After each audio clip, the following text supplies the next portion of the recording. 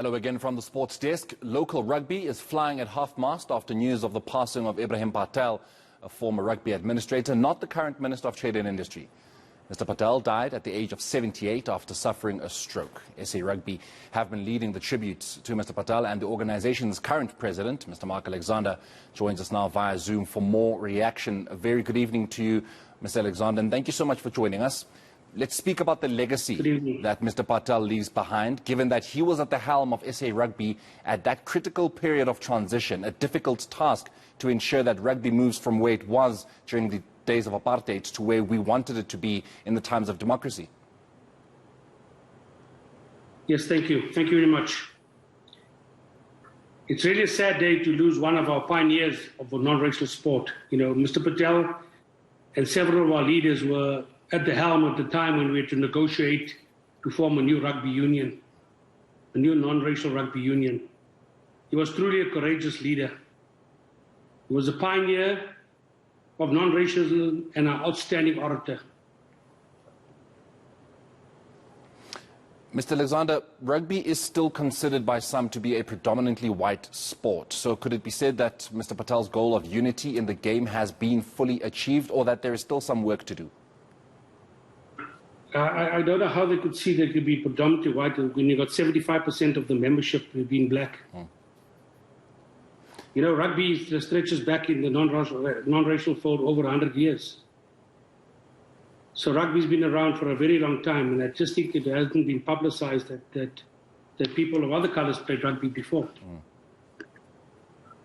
Are you, as the current president, Mr. Alexander, happy with the transformation? I mean, you speak of 75% participation from black people, so are you seeing that transformation, as has been required by some sports ministers gone by, that transformation needs to be there, and you feel that rugby is leading that cause for transformation in South African sport?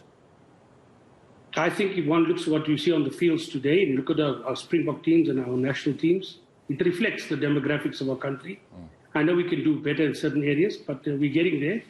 And I think we've done better than most other sports have done thus far. And I mean, we speak of transformation in terms of, you know, the color of one's skin, but there's also transformation in ensuring that there is the improvement of the women's game. I mean, we're seeing with our Springbok ladies, both 15s and 7s game, getting a lot better, getting all, that important game time overseas. How much more work do you feel you need to do, that the organization needs to keep doing to ensure that South African women's rugby is at that top level? I think there's a lot of work they still have to put into women's rugby. You know, women's rugby is an important component of rugby worldwide. And I think with the appointment of our new independent director, Peggy Sukumala, who will be the face of women's rugby, we're going to drive a big campaign to raise enough funds to have a professional league for women's rugby. So we're trying our best to get women's rugby on par with men's rugby, but we're slow out of the starting blocks. We're way behind all the other countries around the world. I want to look at the 7th Rugby World Cup that's happening this year, Mr. Alexander. The decision for SA Rugby to want to host that competition? Yeah, we proposed that competition a couple of years ago. In 2019, it was awarded to South Africa. But, you know, the one thing that we're concerned about is spectators back in the stadiums. And it's good to host it, but we need spectators to pay the bills.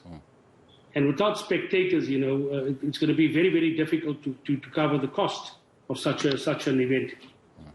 You know, consider that we have beaches that are full, using one or two toilets. We have shopping centers are full.